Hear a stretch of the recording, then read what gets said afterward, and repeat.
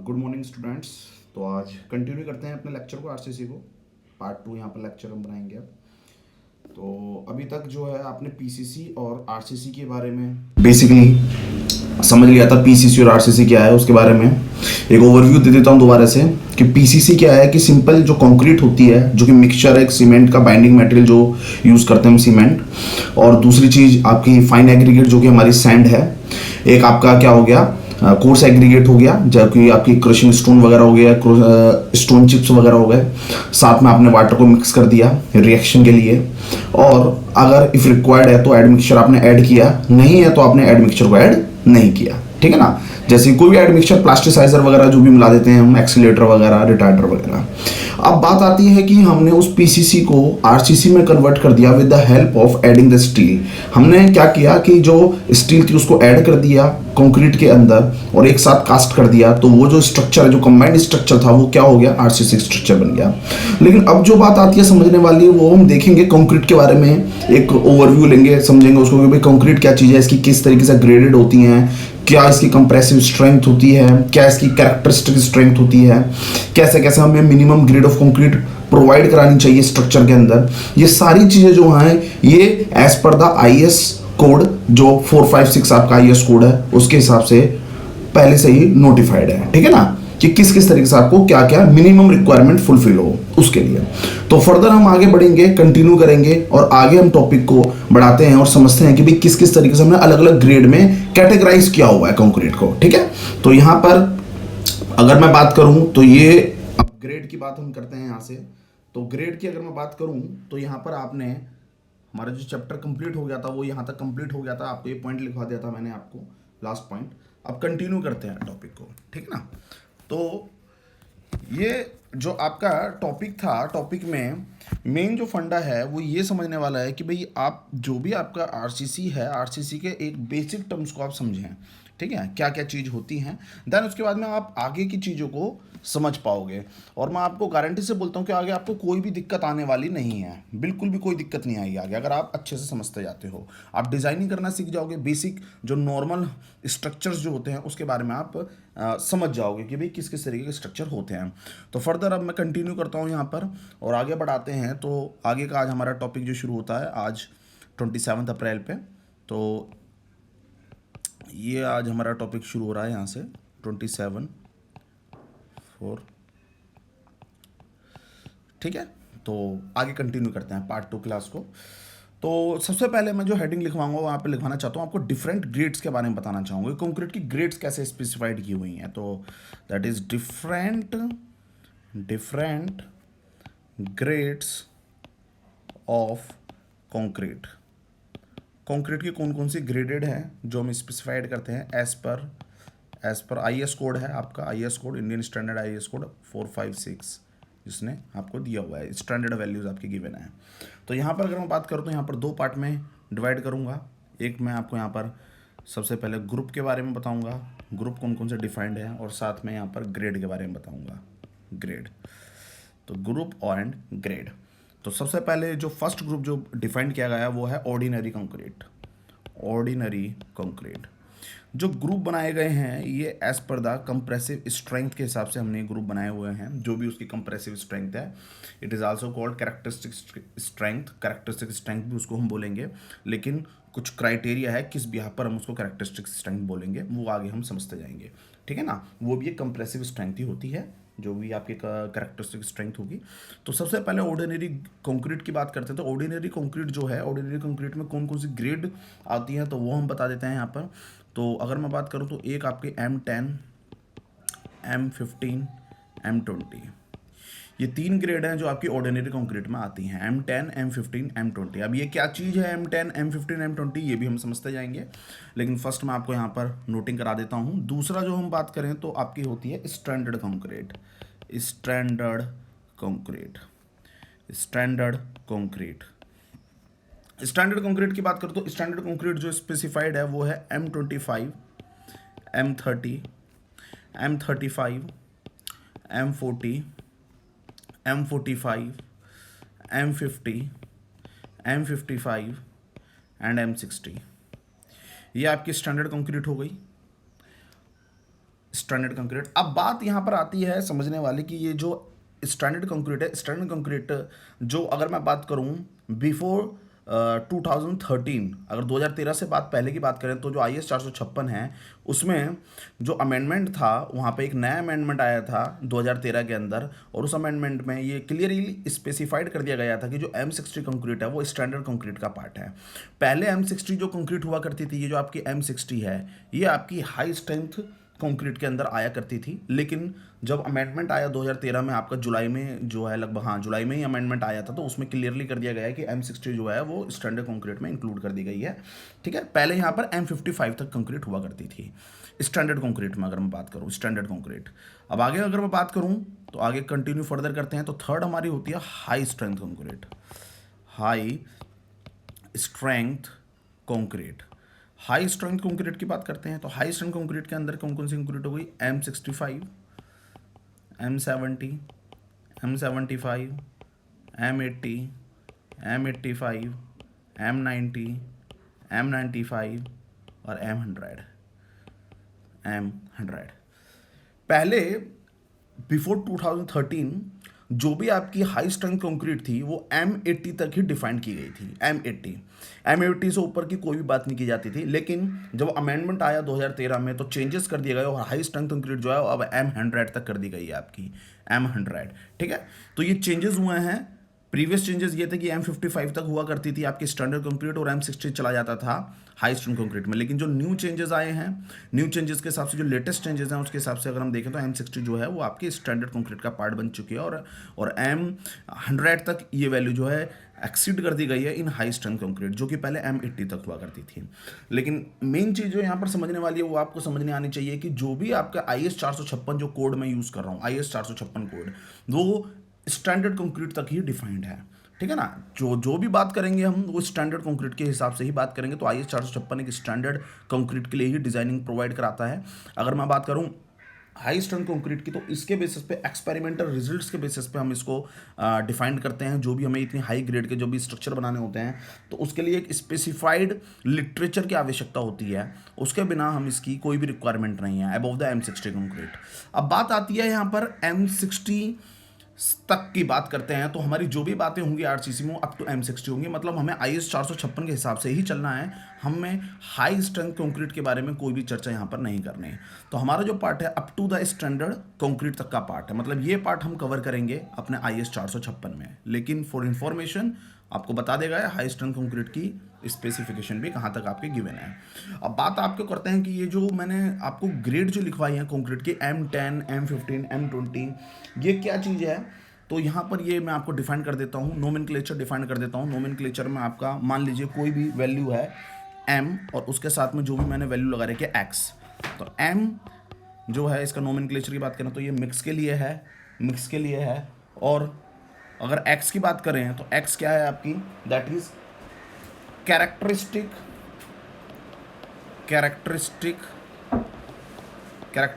Compressive strength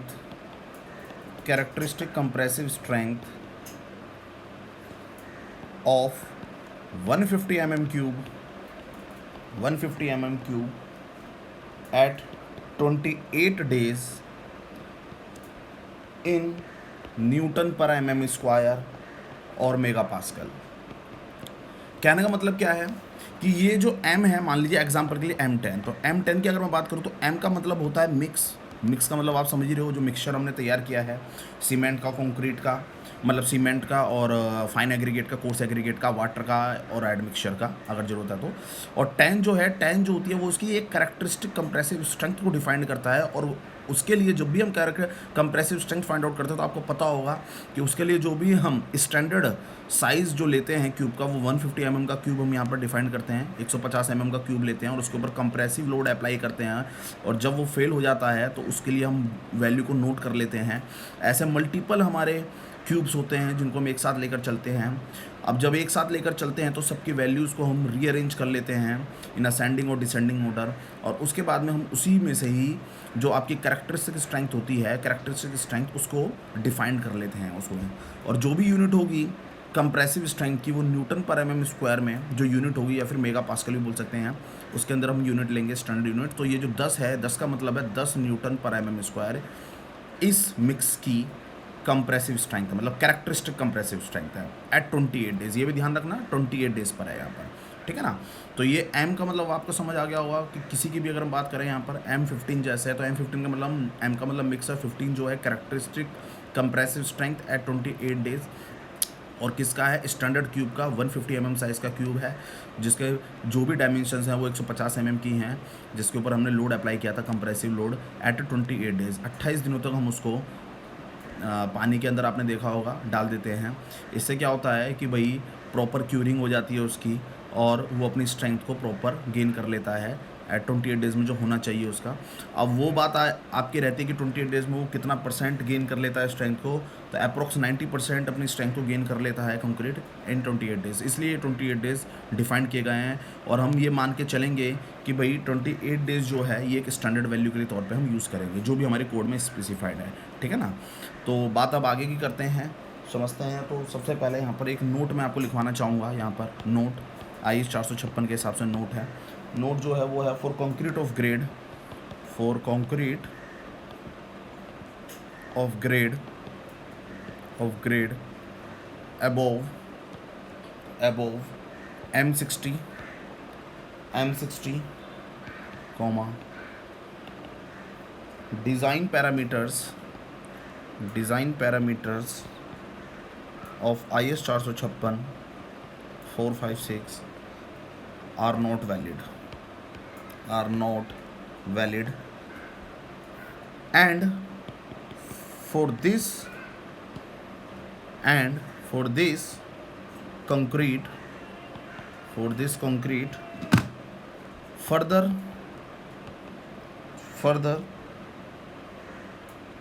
experimental result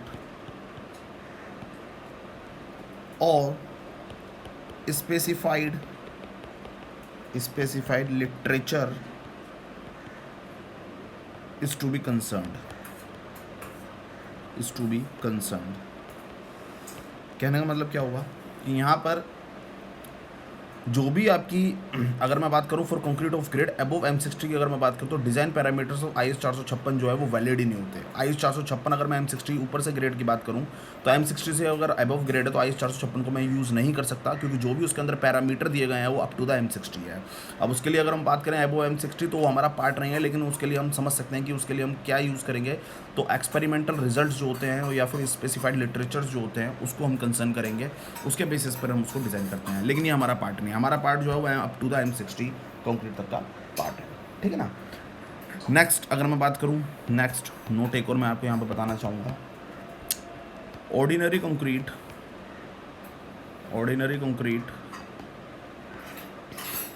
is used for general RCC work. जो भी ordinary concrete होती है वो यूज़ की जाती है जनरल RCC वर्क के लिए। जैसे कि मान लीजिए आप अपना एक मकान बना रहे हो, मकान में अगर हम बात करें तो ऑर्डिनरी कंक्रीट जो है अगर मैं बात करूँ तो वो up to the M20 grade है। अब M20 ग्रेड का मतलब ही यही हो गया कि जो भी कैरेक्टरिस्टिक स्ट्रेंथ है कंक्रीट की वो कितनी है, 20 न्यूटन पर mm स्क्वायर एट 28 डेज। तो अगर आप लाइट स्ट्रक्चर बना रहे हो, ज़्यादा हैवी स्ट्रक्चर नहीं है, नॉर्मली अपने घर के लिए बना रहे हो, तो आप ऑर्डिनरी कंक्रीट यूज़ कर सकते हो, ठीक है ना। तो ये कोई भी जनरल RCC वर्क है उसके लिए ऑर्डिनरी कंक्रीट हम यूज़ कर सकते हैं, जनरल RCC वर्क जो आप घर में यूज़ करते हो अपना नॉर्मली, ठीक है। दूसरी बात अगर हम करें तो स्टैंडर्ड कंक्रीट, और standard concrete is used for pre stress concrete structure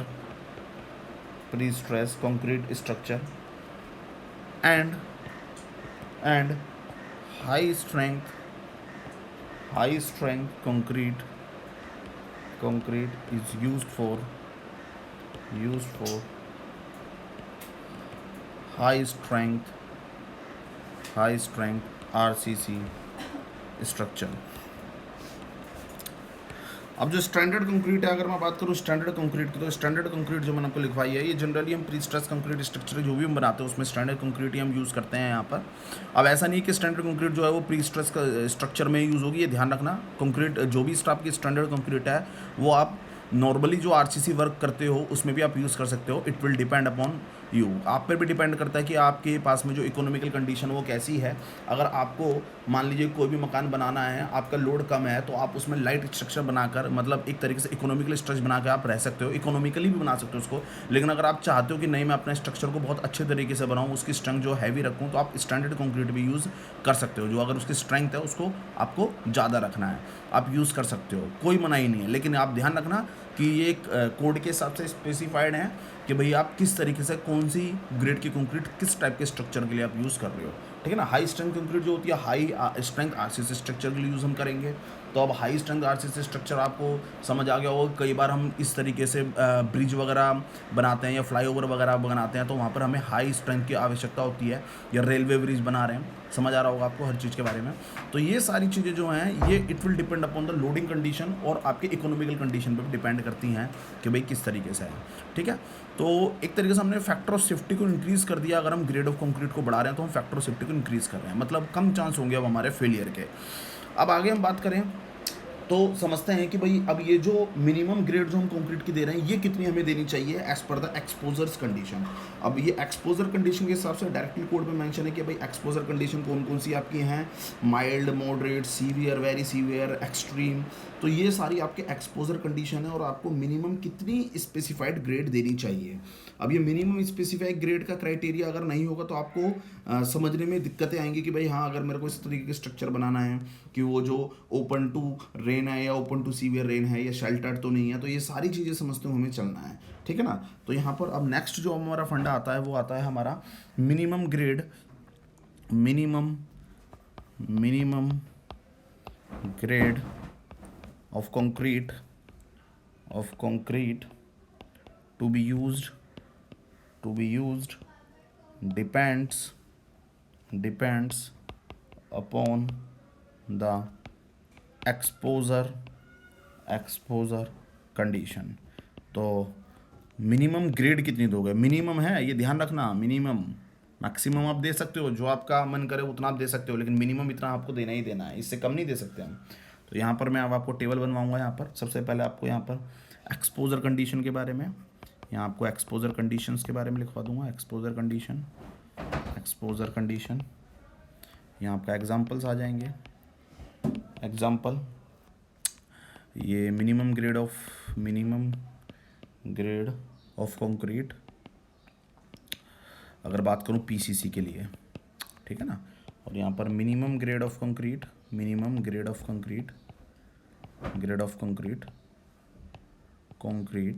RCC work के लिए, ठीक है। तो ये स्पेसिफाइड है क्या क्या ग्रेड आपकी होंगी मेनली। तो बात करते हैं सबसे पहले तो एक्सपोजर कंडीशन में माइल्ड की बात करते हैं। माइल्ड एक्सपोजर कंडीशन, कौन सी एक्सपोजर कंडीशन होती है माइल्ड एक्सपोजर कंडीशन। अगर एग्जांपल की बात करें तो स्ट्रक्चर प्रोटेक्टेड फ्रॉम रेन।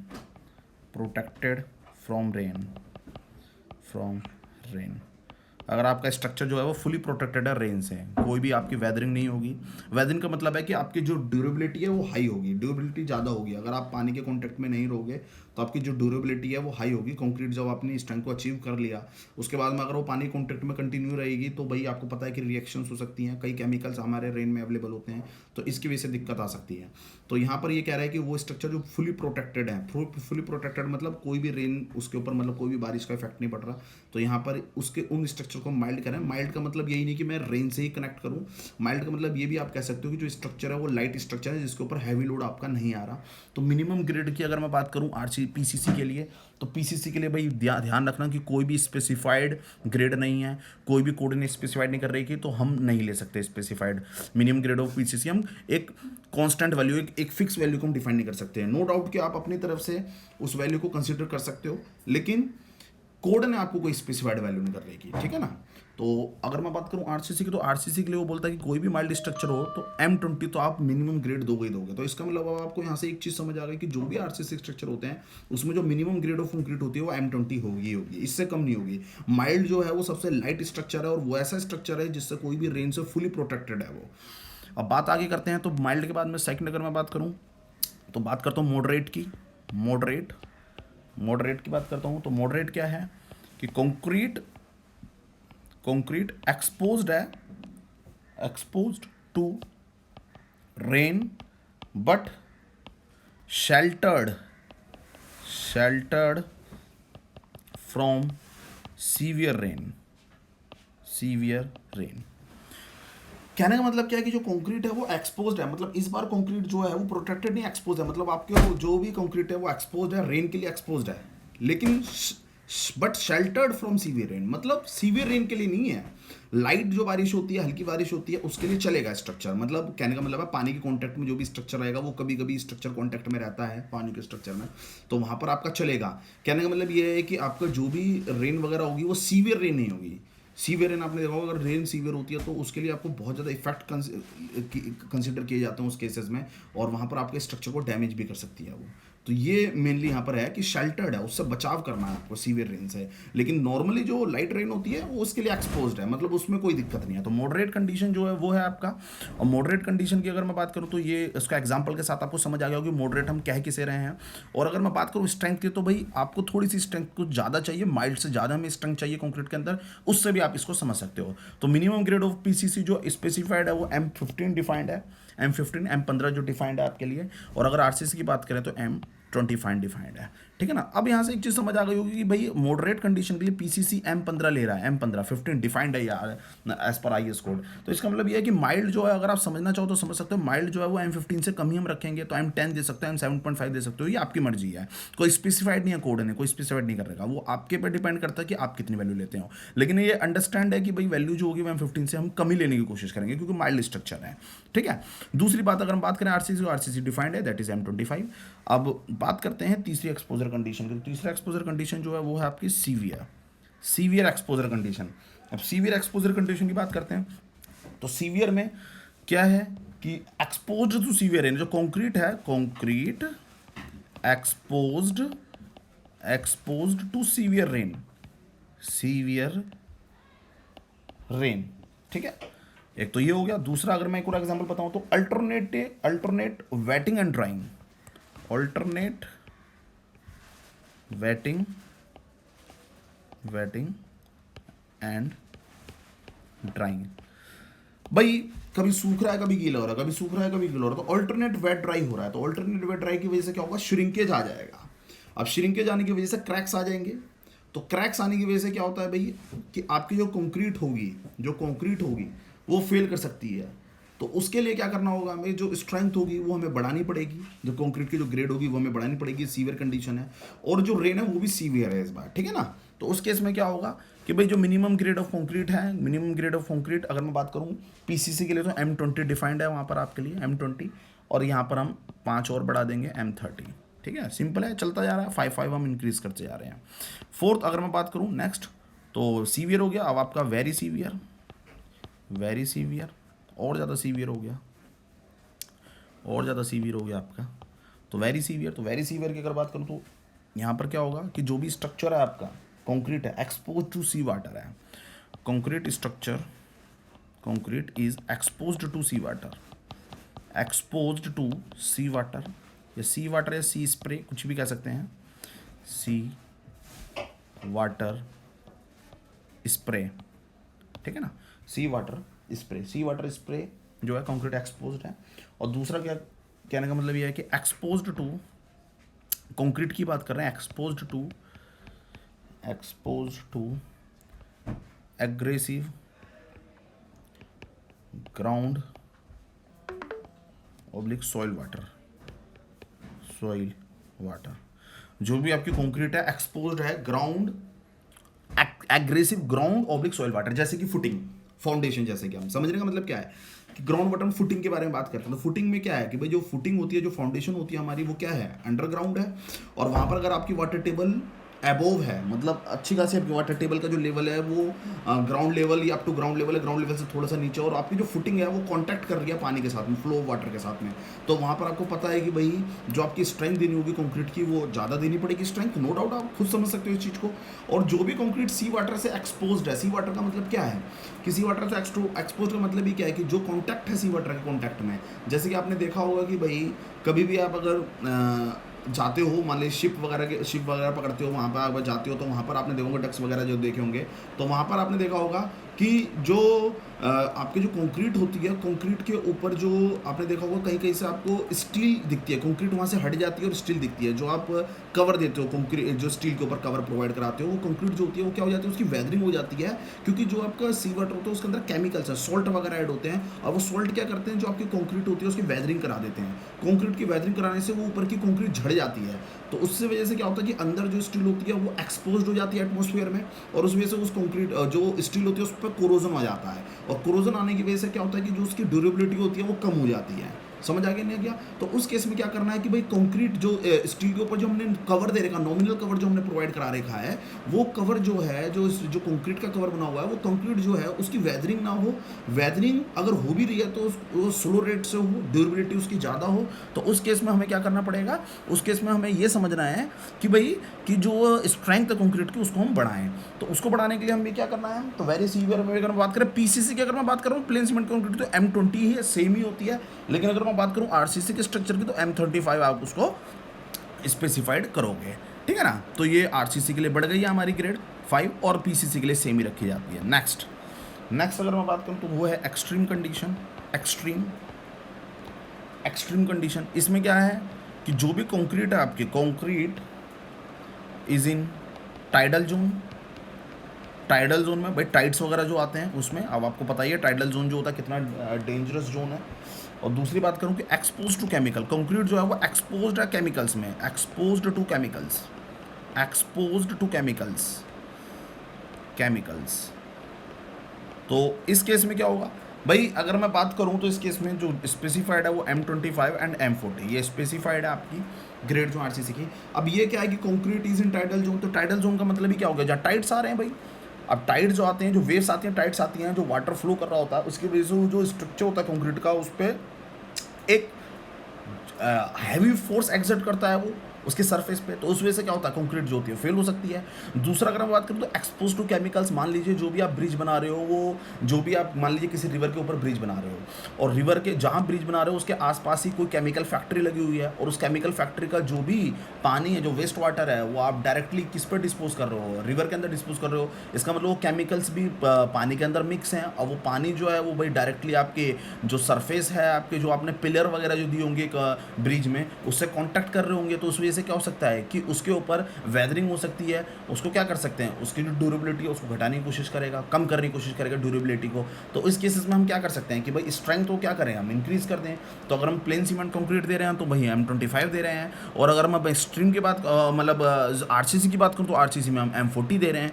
तो ये एक स्पेसिफाइड कंक्रीट की ग्रेड है जो कि IS 456 जो IS कोड है, IS 456 जिसने स्पेसिफाइड कर रही है कि भाई आप मिनिमम ग्रेड इतनी दोगे। अब ये मत सोचना कि भाई एक्सट्रीम कंडीशन है तो M40 जो ग्रेड है, सर क्या मैं M40 ही ग्रेड दूंगा एक्सट्रीम के लिए, नहीं ऐसा नहीं है। ये मिनिमम ग्रेड स्पेसिफाइड है, आप M50 दे सकते हो, MM60 दे सकते हो, ये मिनिमम ग्रेड स्पेसिफाइड है कि भाई आप इतना कम से कम एटलीस्ट दो, इससे ज़्यादा आप दे सकते हो, कोई दिक्कत नहीं है। कोई भी ग्रेड होती है भाई आपकी, अगर आप ग्रेड को बढ़ाते हो तो आपकी फैक्टर सेफ्टी बढ़ेगी, है ना। आप एक सेफ जोन में जाओगे तो दिक्कत क्या है, कोई दिक्कत नहीं है। लेकिन कोशिश ये करनी, जब आप एक इंजीनियरिंग डिपार्टमेंट में हो तो आपको एक स्ट्रेंथ को भी अच्छी बनाना है, और अपने एक जो स्ट्रक्चर उसको इकोनॉमिकल बनाना है। तो ये मिनिमम ग्रेड स्पेसिफाइड इसलिए कर रही है कि भाई इससे कम मत दे देना, कहीं ऐसा ना हो कि आप पैसे बचाने के चक्कर में इतना पैसा बचा लो कि भाई आपका स्ट्रक्चर जो है वही डैमेज कर जाए। तो ये मेनली यहाँ पर एक मिनिमम रिक्वायरमेंट, जो मिनिमम ग्रेड की जो रिक्वायरमेंट है वो इससे रिलेटेड है चीज़ है, ठीक है ना। तो ये ध्यान रखना, ये मिनिमम रिक्वायरमेंट है, ये कोई मैक्सिमम नहीं है, ये नहीं है कि कोई फिक्स वैल्यू है, ये मिनिमम के लिए फिक्स है, इससे कम नहीं जा सकते, ठीक है। तो यहाँ से एक चीज़ अब हमें क्लियर हो गई है कि भाई अगर मैं बात करूँ आरसीसी की, तो आरसीसी के लिए मिनिमम ग्रेड हम M20 दे रहे हैं अगर आरसीसी की बात करें, और अगर मैं बात करूँ पीसीसी के लिए तो मिनिमम ग्रेड हम M15 दे रहे हैं। तो यहाँ से एक नोट मैं लिखवा देता हूँ जो कि एग्जाम में कई बार पूछा जाता है आपके एग्जाम में, वो क्या है, minimum grade minimum grade of concrete for PCC work is M15 and for RCC work is M20 जो कि हमने समझ भी लिया है। M20 से नीचे कोई भी हम ग्रेड नहीं देंगे RCC वर्क के लिए, और अगर मैं बात करूँ PCC वर्क के लिए तो M15 ग्रेड से नीचे हम नहीं देंगे, ठीक है ना। तो ये चीज़ बिल्कुल क्लियर हो गई आपकी, जो हमें समझ नहीं थी। अब आगे हम बढ़ते हैं, प्रोसीड करते हैं। तो प्रोसीड करते हुए हम समझते हैं कि भाई कवर के बारे में, नॉमिनल कवर के बारे में हम समझेंगे। नॉमिनल कवर ये क्या चीज़ है फंडा, नॉमिनल कवर, इसके बारे में समझते हैं। नॉमिनल कवर क्या चीज़ है, तो लिखिए इसके अंदर सबसे पहले minimum clear cover required to be provided to outermost layer of reinforcement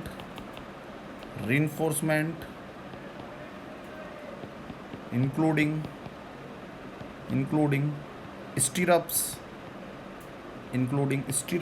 जो भी shear stirrups वगैरह देते हो, helical reinforcement,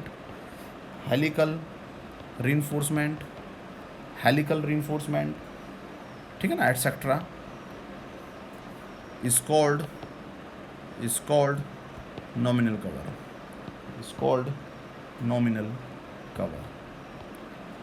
cover। अब ये कैसे है, इसे समझने के लिए डायग्राम बनाता हूँ। नॉमिनल कवर क्या है, मान लीजिए एक बीम है या कोई कॉलम है, कुछ भी ले लीजिए आप, बीम कॉलम कुछ भी है। ये एक रेक्टेंगुलर साइज का बीम या कॉलम है, ये बीम है, ये क्रॉस सेक्शन दिखला रहा हूँ आपको मैं। एक्चुअल में ये ऐसा है, बीम या कॉलम जो है वो इस तरीके से है, समझ आ रहा है या नहीं आ रहा, ऐसा है, इस तरीके से, ठीक है। ये एरिया मैं आपको स्पेसिफाइड करके दिखा रहा हूँ, ये वाला एरिया जो शेडिंग एरिया, ये वाला एरिया, ये एरिया मैं स्पेसिफाइड कर रहा हूँ, that is the cross section area, ठीक है। इसको स्पेसिफाइड कर रहा हूँ। ये बीम भी हो सकता है, कॉलम भी हो सकता है, it may be like that, ये इस तरीके से भी हो सकता है, ठीक है। अगर मैं हाइट की टर्म में देखूँ, ये मैंने लेंथ की टर्म में देखा है या हाइट की टर्म में देखा है, ठीक है। तो इस एरिया की बात कर रहा हूँ, या बीम की बात कर रहा हूँ, तो इस एरिया की बात कर रहा हूँ, क्योंकि नॉमिनल कवर जो है वो फंडा सेम ही रहेगा, चाहे बीम हो चाहे कॉलम हो। मैं कवर के बारे में आपको समझाना चाहता हूँ। तो अगर मैं बात करूँ तो इस तरीके से आपका ये नॉमिनल कवर के बारे में डिफाइन करता हूँ। तो ये आपकी स्टील बार्स हो गई, ये आपकी स्टीरअप्स हो गई, जो आप स्टीरअप प्रोवाइड करा रहे हो, ये स्टीरअप हो गई, ठीक है, ये स्टीरअप हो गई, ये स्टीरअप्स हो गई।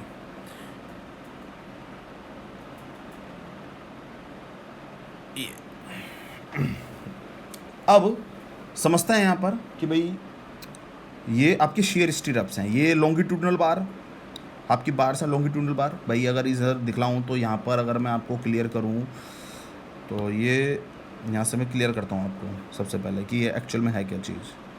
देखो यहाँ से क्लियर करता हूँ,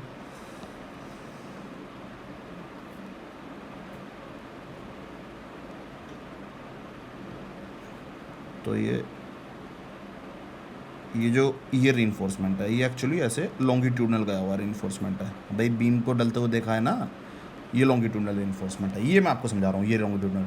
और इसके चारों तरफ क्या आप शेयर कवर लगाते हो, शेयर रीइंफोर्समेंट लगाते हो, स्टीरअप जिसे हम बोलते हैं, इस तरीके से आपने देखी होंगी, ये स्टीरअप्स आप प्रोवाइड कराते हो। तो ये रही वो स्टीरअप्स, ये वाले स्टीरअप्स शेयर स्टीरअप्स बोलते हैं, जो भी शेयर फोर्स होता है उसको रजिस्ट करने के लिए शेयर स्ट्रेप्स। ये लॉन्गिट्यूडनल बार हैं, जो भी आपकी बेंडिंग स्ट्रेसेस आती हैं उसको रजिस्ट करने के लिए बेंडिंग स्ट्रेसेस। तो ये आपके लॉन्गिट्यूडनल बार हैं, ये रही लॉन्गिट्यूडनल बार, ठीक है, ये शेयर स्ट्रेप्स हैं। और ये आपको पूरे में इसमें क्या भर दिया आपने, फिल कर दी, कंक्रीट फिल कर दी। ये सारी क्या है इसके अंदर, कंक्रीट है, ये आपने ये सारी कंक्रीट फिल कर दी, यहाँ पर ये कंक्रीट फिल कर दी, ठीक है। तो अब बात करते हैं कवर की। तो कवर की अगर मैं बात करूँ, मान लीजिए एग्जांपल के लिए समझाना चाह रहा हूँ, मान लीजिए ये जो स्ट्रिप शेयर स्ट्रिप्स है, इसका डाया जो है, जो बार का डाया है वो 10 mm साइज़ का ये बार का डाया है। मान लीजिए मेन बार जो है वो आपकी 25 mm की बार है, मेन बार जो है 25 mm की बार है। वे बोलते नहीं हो कि 25 mm की सरिया 10 mm की सरिया, वही होता है ये मान लीजिए मेन बार आपकी जो दे रखी है आपने लॉन्गिट्यूडनल बार 25 mm है, जो शेयर स्ट्रिप्स है वो 10 mm की है, ठीक है।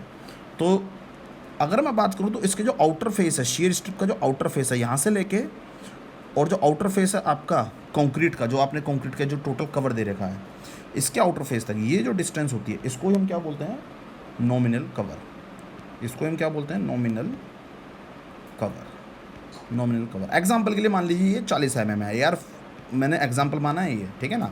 मान लीजिए 40 mm, तो नॉमिनल कवर कितना हो गया, 40 mm। तो यहाँ पे अब आप डेफिनेशन को समझोगे, minimum clear cover required to be provided to outermost layer of reinforcement, to be outermost, ये outermost layer of reinforcement, ये outermost layer of reinforcement including strips helical reinforcement. Helical reinforcement क्या होता है, column में आपने देखा होगा कई बार, सर्कुलर कॉलम में आपने देखा होगा हेलिकल रीइंफोर्समेंट। अगर मैं ये बनाऊँ तो इस तरीके से, ये सर्कुलर कोई कॉलम है आपका, तो आपने देखा होगा ये हेलिकल रीइंफोर्समेंट, इसे बोलते हैं हेलिकल रीइंफोर्समेंट, ठीक है ना। ये हेलिकल रीइंफोर्समेंट होता है, ये वाला, ये जो हेलिकल रीइंफोर्समेंट। तो ये जो हेलिकल रीइंफोर्समेंट है उसी की बात कर रहा है, वो बात भी उसी चीज़ के लिए, जैसे यहाँ पे शेयर स्ट्रिप दे रहे हैं वहाँ हेलिकल रीइंफोर्समेंट दे रहे हैं कॉलम के अंदर, और सर्कुलर कॉलम जो है reinforcement etcetera is called nominal cover. इसको मैं क्या बोल रहा हूँ, नॉमिनल कवर बोल रहा हूँ। तो ये हमारा नॉमिनल कवर हो गया, ठीक है ना। तो ये आप समझ गए होंगे। अब एक चीज़ जो एक और फंडा होता है उसे बोलते हैं इफेक्टिव कवर। यही एक साथ ही समझा देता हूँ आपको। इफेक्टिव कवर क्या होता है, जो भी आपकी लॉन्गिट्यूडनल बार है उसके सेंटर से आउटर फेस तक का जो डिस्टेंस होता है, इसको बोलते हैं इफेक्टिव कवर। क्या बोलते हैं इसको, इफेक्टिव कवर। और अगर मैं यहाँ पर कैलकुलेट करूँ इफेक्टिव कवर तो क्या आएगा, 40 + 10, भाई 40 नॉमिनल कवर, ये भी तो 40 है, 40, और ये कितना है 10, और ये इसका हाफ हो गया, 25 mm की डाया तो हाफ कितना हो गया 12.5 + 12.5, तो ये कितना आ गया टोटल 62.5 mm, अप्रोक्स कितना आ गया 62.5 mm। तो ये इफेक्टिव कवर होता है, जो सेंटर से ले जाता है बाहर के, वो इफेक्टिव कवर है। नॉमिनल कवर कहाँ से ले रहे हो आप, नॉमिनल कवर एक्चुअली आप ले रहे हो जो आपका आउटर रिइंफोर्समेंट है, इंक्लूडिंग स्ट्रिप्स, शेयर स्ट्रिप्स वगैरह जो भी आप दे रहे हो, या हेलिकल रिइंफोर्समेंट दे रहे हो। पहले के टाइम में क्या होता था, जो नॉमिनल कवर होता था ये इसके आउटर फेस से ले लेते थे, मेन बार के आउटर फेस से ले लेते थे। लेकिन अब क्या, करेक्शन को मतलब और मोर करेक्ट करने के लिए वैल्यू को, जो भी हमारा कोड बोलता है वो कहता है कि जो आउटर फेस है आपका, किसका आउटर फेस, जो आपके शेयर स्ट्रिप्स हैं, ये शेयर स्ट्रिप जो आपको दिखला रहा हूँ, ये शेयर स्ट्रिप, ये जो शेयर स्ट्रिप के आउटर, इसके आउटर फेस से आपको लेना है, ठीक है ना। तो ये आपके करेक्ट वैल्यू है नॉमिनल कवर की। अब ये नॉमिनल कवर प्रोवाइड क्यों करा रहे हैं, ये भी आपको पता होना चाहिए। भाई नॉमिनल कवर हम प्रोवाइड क्यों कराते हैं, ये ड्यूरेबिलिटी को इंक्रीज करता है हमारे। ड्यूरेबिलिटी क्या है कि मान लीजिए हमने नॉमिनल कवर प्रोवाइड नहीं कराया, मान लीजिए हम इसमें ये कवर ही प्रोवाइड नहीं करा रहे, तो आपकी जो स्टील होगी, जो रीइंफोर्समेंट होगा वो आपको दिखेगा, ओपन टू एटमॉस्फेयर होगा। और आप देखना है कि वो उसका जो कलर होता है धीरे धीरे करके वो रेड पड़ता जाएगा। रेड पड़ने का मतलब भी क्या है कि जब वो एटमॉस्फेयर में एक्सपोज होगा तो उसमें कोरोजन आएगी, और जब कोरोजन आएगा तो वो जो सरफेस होगी इरोडेड होना शुरू हो जाएगी। अब जब इरोजन होना शुरू हो जाएगा तो उसमें जो मटेरियल से, जिस मटेरियल से वो स्टील बना हुआ है वो इरोडेड होने लग गए। तो इसका मतलब क्या है कि उसकी एज कम हो जाएगी, उसकी ड्यूरेबिलिटी कम हो जाएगी। तो इसी ड्यूरेबिलिटी को इंक्रीज़ करने के लिए हम क्या करते हैं, ये नॉमिनल कवर प्रोवाइड कराते हैं, जो हमारा मेन रोल होता है नॉमिनल कवर का। समझ आ गया नहीं आ गया, ड्यूरेबिलिटी हम बढ़ा रहे हैं एक तरीके से, क्लियर हो गया। तो यहाँ पर ये आपको नॉमिनल कवर के बारे में मैंने आपको यहाँ पर समझा दिया क्या चीज़ होती है। आप नॉमिनल कवर आप अगर समझ गए तो अब जो मैं आपको टेबल बनवा रहा हूँ IS 456 के हिसाब से, डायरेक्टली स्टैंडर्ड टेबल्स हैं कि मिनिमम आप नॉमिनल कवर कितना दोगे, तो वो आपको क्लियरली फिक्स कर देता हूँ यहाँ पर कि कितना हम मिनिमम कवर देते हैं नॉमिनल कवर। तो ये अब आगे बढ़ते हैं, कंटिन्यू करते हैं क्लास को। तो सबसे पहले आपको लिखवा देता हूँ एक्सपोजर कंडीशन के हिसाब से कि मिनिमम नॉमिनल कवर कितना दोगे। एक्सपोजर कंडीशन, और यहाँ पर आपको मिनिमम नॉमिनल कवर जो आप दोगे वो कितना दोगे, as per the exposure condition है, as per the exposure condition. तो मिनिमम नॉमिनल कवर अगर मैं बात करूँ माइल्ड की, तो ध्यान रखना मिनिमम है, ज़्यादा आप दे सकते हो, ये कोई फिक्स वैल्यू नहीं है। माइल्ड के लिए अगर मैं बात करूँ तो आप 20 mm का नॉमिनल कवर आप दोगे ही दोगे कम से कम। दूसरा अगर मैं बात करूँ मॉडरेट का, तो मॉडरेट के केस में आप कितना दोगे, मिनिमम 30 mm का नॉमिनल कवर दोगे ही दोगे आप इसके अंदर। थर्ड अगर मैं बात करता हूँ तो सीवियर की 45 mm का दोगे आप nominal cover. Fourth very severe, इसमें आप 50 mm का नॉमिनल कवर दोगे ही। और फिफ्थ अगर मैं बात करूँ एक्सट्रीम, तो आप इसमें 75 mm का नॉमिनल कवर दोगे एक्सट्रीम केसेस में। अब एक्सपोजर कंडीशन मैं ऑलरेडी आपको बता चुका हूँ। तो mild exposure condition, moderate, severe, very severe, extreme के हिसाब से नॉमिनल कवर ये मिनिमम है, ठीक है ना, मिनिमम है। ये ध्यान रखना, बार बार ये चीज़ में डाउट रहता है कई स्टूडेंट्स को कि सर ये तो 20 mm होता है। 20 mm नहीं होता है, मिनिमम ये क्राइटेरिया है। इट में भी 25 mm, इट में भी 30 mm, कुछ भी हो सकता है ये, लेकिन ये मिनिमम है। अब आप जो स्ट्रक्चर बना रहे हो वो किस तरीके से है, वो किस तरीके से आप देना चाहते हो ड्यूरेबिलिटी बढ़ाने के लिए, it will depend on you, आप पे डिपेंड करता है। अगर उसकी फैक्टर ऑफ सेफ्टी को बढ़ाना चाहते हो, उसका ड्यूरेबिलिटी बढ़ाना चाहते हो, तो ड्यूरेबिलिटी बढ़ाने के लिए आप नॉमिनल कवर की वैल्यू को इंक्रीज कर सकते हो, ठीक है ना। दूसरा अगर मैं बात करूँ तो ये तो हो गया एक्सपोजर कंडीशन के बेसिस पे, लेकिन अगर कोई स्ट्रक्चर एलिमेंट होता है, स्ट्रक्चर एलिमेंट के बेसिस पे भी मैं आपको स्पेसिफाइड कर देता हूँ। कई बार पूछा जाता है क्वेश्चन एग्जाम में एलिमेंट के बेसिस पर, स्ट्रक्चर एलिमेंट। तो हेडिंग यहाँ पे लिखवा देता हूँ, minimum nominal cover under mild exposure condition,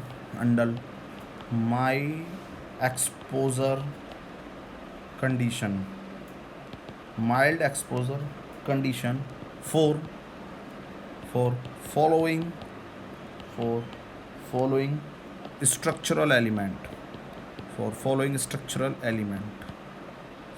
structural element. तो कितना हम देंगे मिनिमम स्ट्रक्चर एलिमेंट के बेसिस पे। अब ये ध्यान रखना माइल्ड एक्सपोजर कंडीशन के लिए है, ठीक है ना। एक्सपोजर कंडीशन बढ़ती जाएगी तो दोनों क्राइटेरिया फुलफिल होने चाहिए, सेटिस्फाइड होने चाहिए।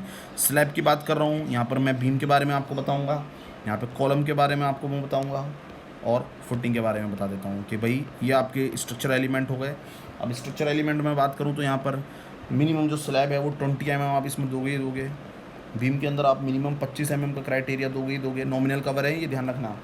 और ये 40 mm आप दोगे, और यहाँ पर अगर मैं बात करूँ तो 50 mm दोगे। ये मिनिमम नॉमिनल कवर है। क्या है आपका मिनिमम नॉमिनल कवर, मिनिमम